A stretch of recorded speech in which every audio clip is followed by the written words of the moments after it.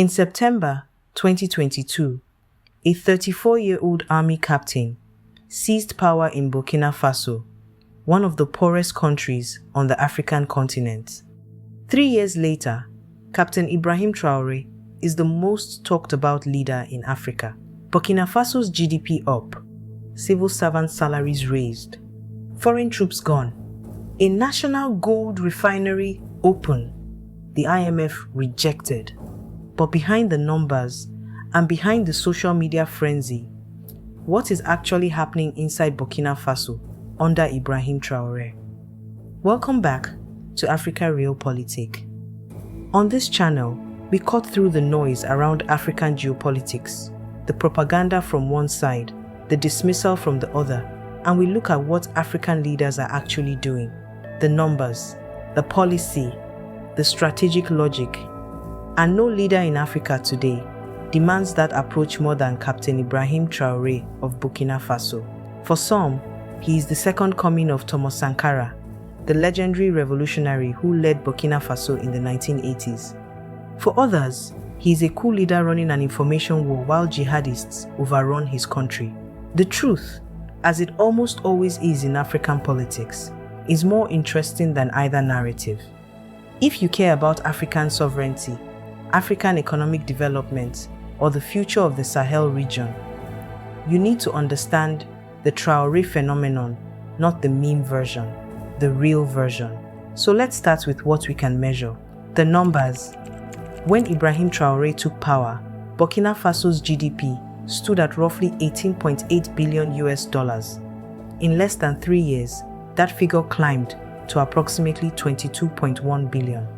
The Burkina Faso economy posted a growth rate of 5.1%, higher than Nigeria, higher than South Africa, higher than Kenya in the same window. And it did so against a backdrop of political instability that would have flattened most economies. Now, context matters, and on Africa Realpolitik, we don't skip the context.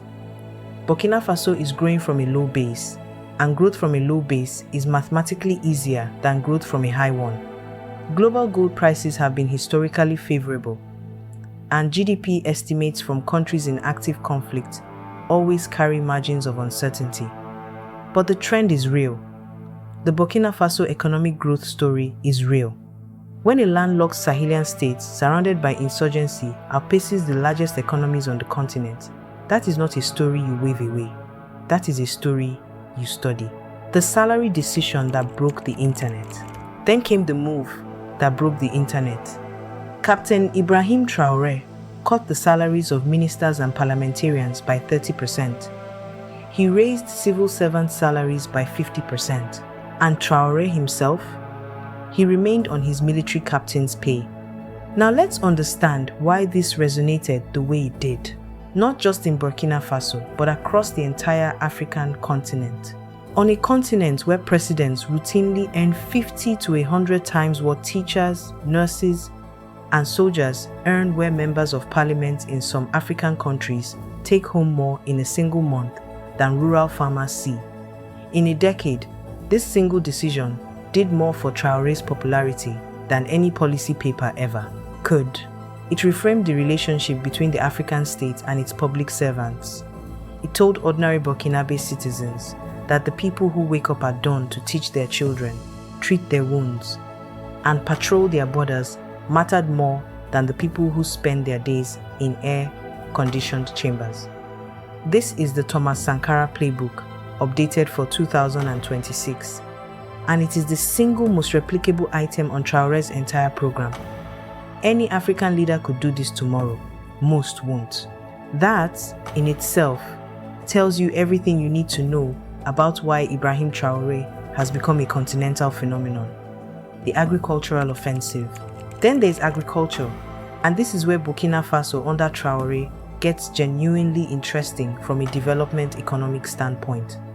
The Traoré government established tomato processing plants, building domestic value addition where, for decades, there was almost none.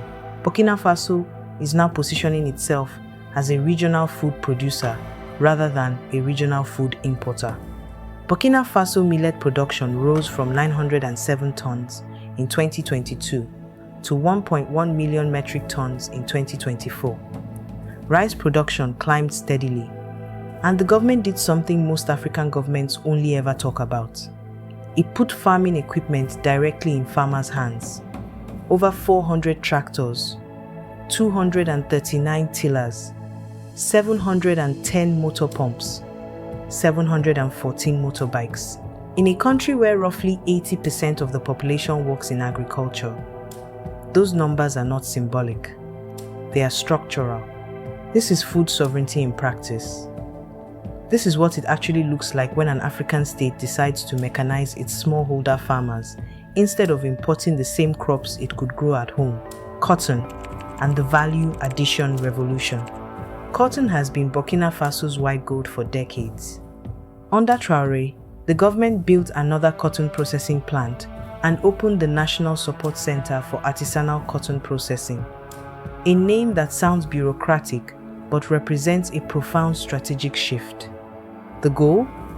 Capture more of the cotton value chain inside Burkina Faso, instead of exporting raw cotton to be turned into fabric, then garments, then luxury items, somewhere else entirely. Burkina Faso is already among Africa's top cotton producers.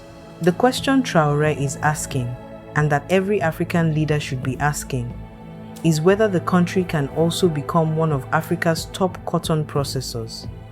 That distinction between producer and processor is the central question of African economic sovereignty in the 21st century. It is the difference between earning a few dollars per kilogram and earning hundreds, gold and the end of the extraction colony, and then the gold. This may be the single most strategically significant move of Ibrahim Traoré's entire presidency.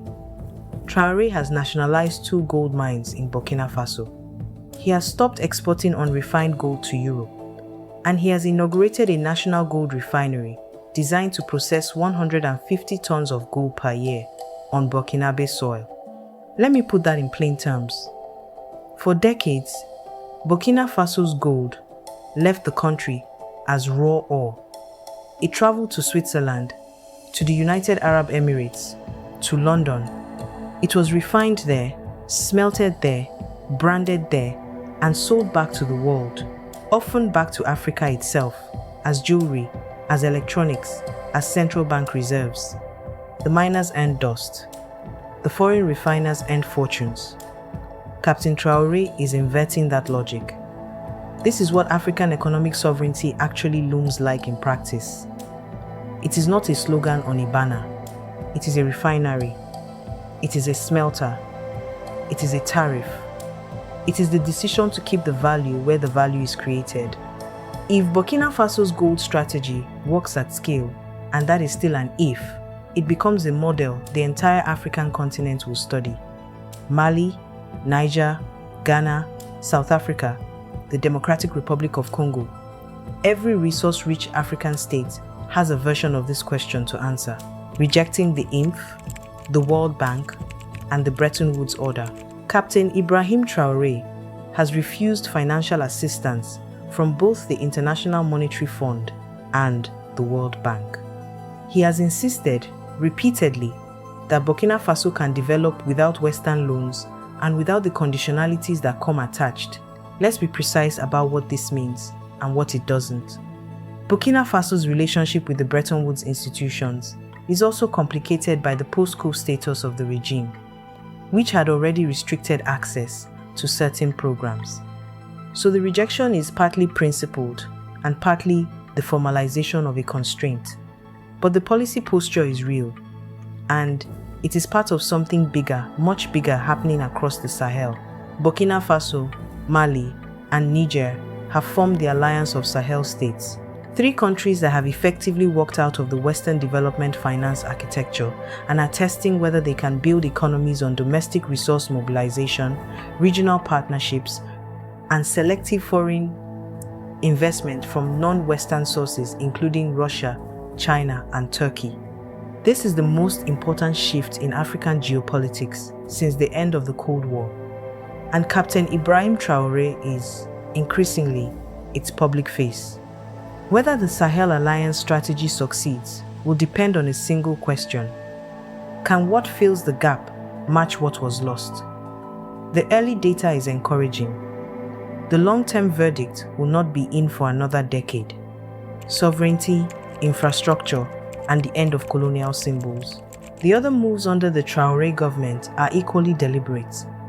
Burkina Faso expelled French and other foreign troops, ending decades of foreign military presence, a pattern repeated across the Sahel. Traoré restricted foreign media operations inside the country.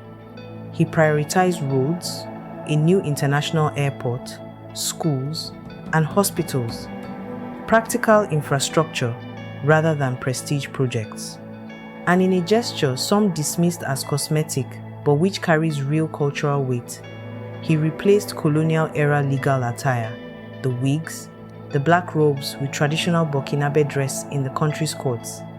For a young African population that has never quite understood why African judges still dress like 18th century English barristers, the symbolism was the message. Decolonization is not just an economic project. It is a project of imagination. And the imagination of a nation begins with what it sees in its own institutions. What Africa Realpolitik will not ignore. None of what we've discussed changes the fact that Burkina Faso is in the middle of a war. Jihadist groups affiliated with Al-Qaeda and the Islamic State control or contest large portions of the country. Civilian casualties have been documented at scale. Hundreds of thousands of Burkinabé are internally displaced. Some regions remain effectively outside government control. Press freedom under Traoré has declined. Foreign journalists have been expelled. Domestic journalists who criticize the government have, in some cases, been conscripted into the military. The Burkina Faso economic story we just told is happening alongside, not instead, of a profound security crisis. There is also the information environment around Captain Ibrahim Traoré. A significant portion of the social media content celebrating Traoré internationally has been traced to coordinated information operations, including networks linked to Russian state interests. This does not mean the genuine domestic enthusiasm for him is manufactured, it isn't. Burkinabe's support for Traoré is real and measurable, but the international image and the domestic reality are not the same thing. The serious question on Africa Realpolitik is not, is Traoré good or bad? That framing belongs to tabloids and Twitter threads. The serious question is, which of his policies are working, which are sustainable, and which are paid for by costs that aren't yet showing up on the balance sheet? The big picture, what this means for Africa. So how do we put this together? The Institute for Security Studies African Futures and Innovation team has projected that Burkina Faso's economy could grow at an average of 8% per year between 2025 and 2043 if current trajectories hold. That word "if" is doing an enormous amount of work in that sentence. For Africa Realpolitik, the Traoré case is not really about Traoré. It is about what other African leaders and other African publics are now learning from him. The replication map looks like this. Salary inversion instantly replicable, politically devastating to incumbents who don't follow. Resource nationalism with downstream processing, replicable but requires capital, security, and technical capacity most states still lack. Rejection of Western financial institutions, much harder. Most African economies are far more integrated, with debt structures that cannot simply be walked away from. Cultural decolonization, free, immediate, and chronically underrated. This is the playbook other African leaders are now studying quietly, in the rooms where decisions are actually made. Whether they adopt it, adapt it, or reject it will define the next 20 years of African politics, African economics, and African sovereignty. This is what we do on Africa Realpolitik. We take a close look at the numbers, the policy, the strategic logic of African leadership. If this video changed how you think about Burkina Faso and Captain Ibrahim Traoré even a little, hit subscribe, hit the notification bell, and share.